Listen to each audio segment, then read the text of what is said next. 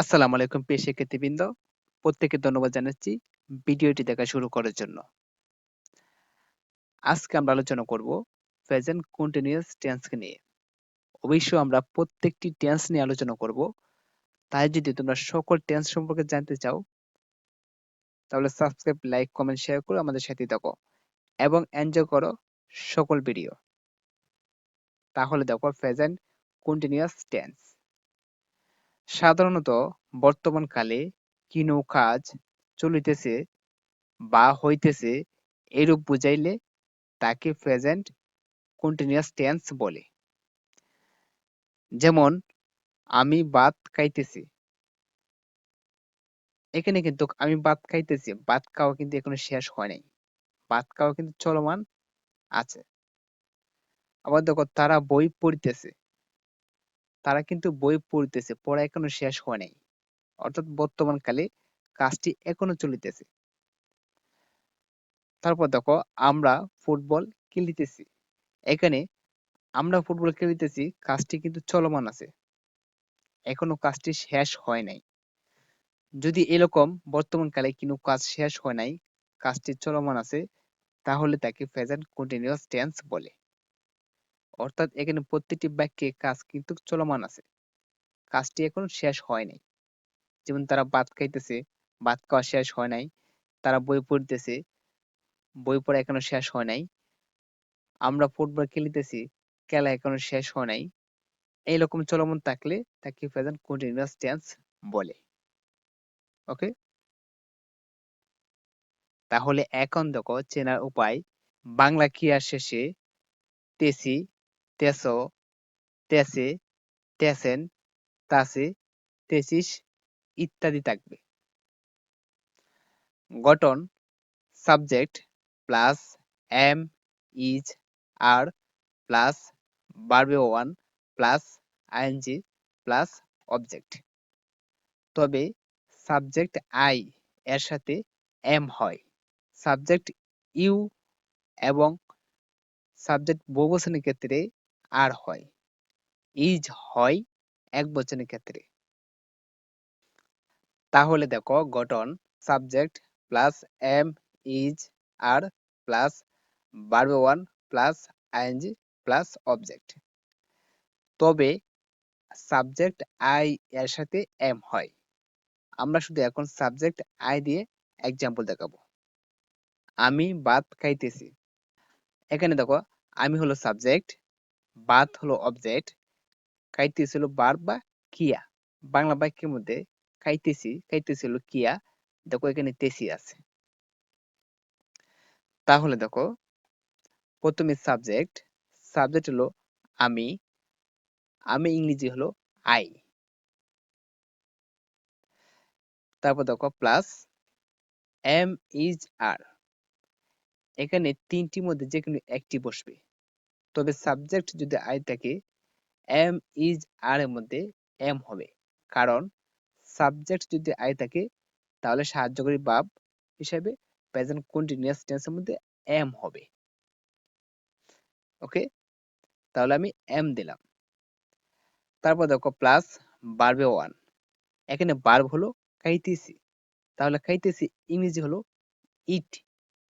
আমি ইট দিলাম এবং প্লাস আইএনজি। ইট এর সাথে আমি আইএনজি বসালাম, ইটিং প্লাস অবজেক্ট। অবজেক্ট হলো ভাত, ভাত ইংরেজি হলো রাইস। তাহলে আই এম ইটিং রাইস। এখন দেখো আমি বই পড়িতেছি না। এখানে আমি হলো সাবজেক্ট, বই হলো অবজেক্ট, পড়িতেছি এটা হলো ভার্ব বা ক্রিয়া। দেখো এখানে তেসি আছে, বাংলা বাক্যে ক্রিয়া শেষে তেসি আছে এবং এই বাক্যটি হলো নাবোধক। তাহলে দেখো প্রথমে সাবজেক্ট, সাবজেক্ট হলো আমি, আমি ইংরেজি হলো আই। তারপর এম, ইজ, আর বসবে। এখানে এম হবে কারণ সাবজেক্ট যেহেতু আমি, আমি ইংরেজি যেহেতু আই, যে কারণে এম হবে প্রেজেন্ট কন্টিনিউয়াস টেন্সের ক্ষেত্রে। তাই আমি এম দিলাম। যেহেতু বাক্যটি নেগেটিভ, যে কারণে আমি সাহায্য করি বা বলে এম, এম এর উপর আমরা নট দিলাম, ঠিক আছে?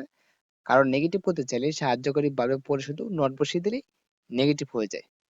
তারপর দেখো প্লাস ভার্ব ওয়ান, ভার্ব হলো পড়িতেছি, তাহলে পড়া ইংরেজি হলো রিড, আমি রিড দিলাম এবং প্লাস আইএনজি, মূল ভার্বের সাথে আইএনজি দিলাম, reading. Okay, plus object, object হলো বই, বই ইংরেজি হলো বুক, তাহলে I am not reading book. Okay,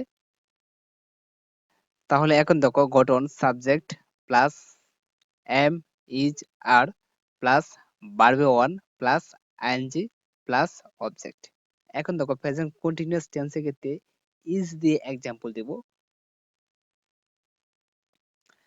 Rana football খেলিতেছে, রানা হলো সাবজেক্ট, ফুটবল হলো অবজেক্ট, আর খেলিতেছে হলো ভার্ব বা ক্রিয়া। এখানে এটা চলমান তেসে আছে, দেখো বাংলা ক্রিয়া শেষে তেসে আছে।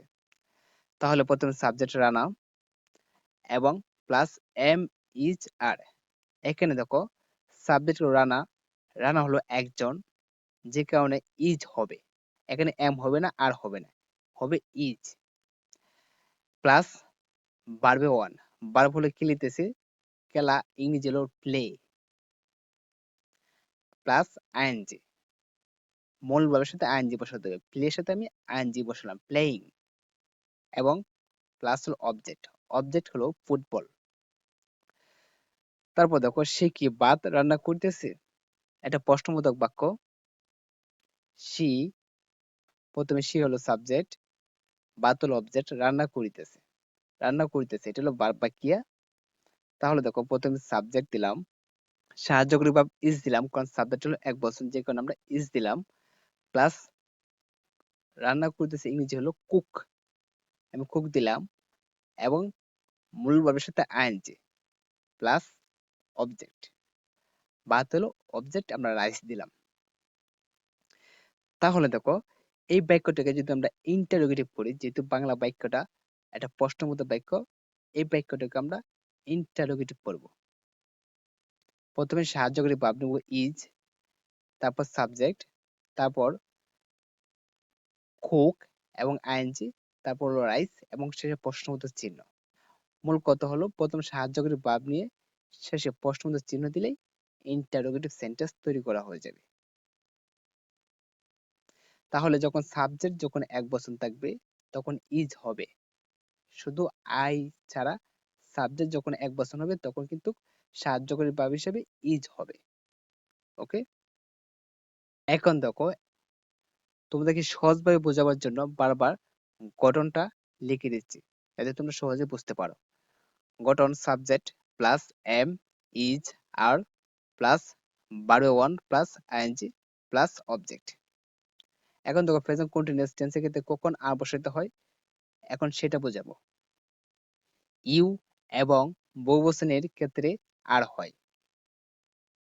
তুমি ইংরেজি শিক্ষা দিতেছ না, তাহলে প্রথমে দেখো সাবজেক্ট, এখানে এই বাক্যের মধ্যে সাবজেক্ট হলো তুমি, তুমি ইংরেজি হলো ইউ, যে কারণে আমরা ইউ দিলাম, এবং প্লাস এম ইজ আর, এখানে সাবজেক্ট যদি ইউ, তাহলে প্রেজেন্ট কন্টিনিউয়াস টেন্সের ক্ষেত্রে আর হবে। তারপর দেখো প্লাস ভার্ব ওয়ান, ভার্ব হলো বা শিক্ষা দিতেছ, শিক্ষা দাও ইংলিশ হলো টিচ, এবং প্লাস আইএনজি, আমি এখানে আইএনজি দিলাম টিচিং, এবং প্লাস অবজেক্ট, অবজেক্ট হলো ইংলিশ। তাহলে দেখো you are not teaching English, তারা কি ফুটবল খেলিতেছে, এখানে দেখো তারা হলো সাবজেক্ট, এবং এই বাক্যটি হলো প্রশ্নবোধক একটি বাক্য। তাহলে প্রথমে আমরা একটা অ্যাকসেপ্টিভ বাক্য তৈরি করব, তারপর আমরা এটা প্রশ্নবোধক বাক্য তৈরি করব। দেখো প্রথমে দেখো তারা ইংলিশটা, তারা হলো সাবজেক্ট, যে কোনো আমরা দিয়ে দিলাম, এবং plus am is are, subject যেহেতু বহুবচন, যে কারণে এখানে আর হবে, প্লাস ভার্ব ওয়ান, ভার্ব হলো খেলিতেছে, যে কারণে আমরা প্লে দিলাম, এবং সাথে আইএনজি দিলাম, তারপর অবজেক্ট হলো ফুটবল, তাহলে দেখো এই বাক্যটাকে আমরা ইন্টারোগেটিভ বাক্য তৈরি করবো। দেখো, শুধু আমরা সাহায্যকারী ভার্বকে প্রথমে নিব এবং শেষে প্রশ্নবোধক চিহ্ন দেব। বাকি যা আছে ঠিক সেভাবে রেখে দেব। তাহলে ইন্টারোগেটিভ সেন্টেন্স তৈরি করা হয়ে যাবে। যেমন প্রথম আর নিলাম, তারপর সাবজেক্ট, তারপর প্লেইং, তারপর ফুটবল এবং শেষে প্রশ্নবোধক চিহ্ন। তাহলে ইন্টারোগেটিভ সেন্টেন্স তৈরি করা হয়ে যাবে। ওকে, তাহলে এই হলো প্রেজেন্ট কন্টিনিউয়াস টেন্সের বিস্তারিত আলোচনা। যদি তোমরা অবশ্যই এরকম সুন্দর সুন্দর ভিডিও পেতে চাও, তাহলে চ্যানেলটি সাবস্ক্রাইব, লাইক, কমেন্ট, শেয়ার করে আমাদের সাথেই থাকো। ধন্যবাদ সকলকে ভিডিওটি দেখার জন্য। আল্লাহ হাফেজ।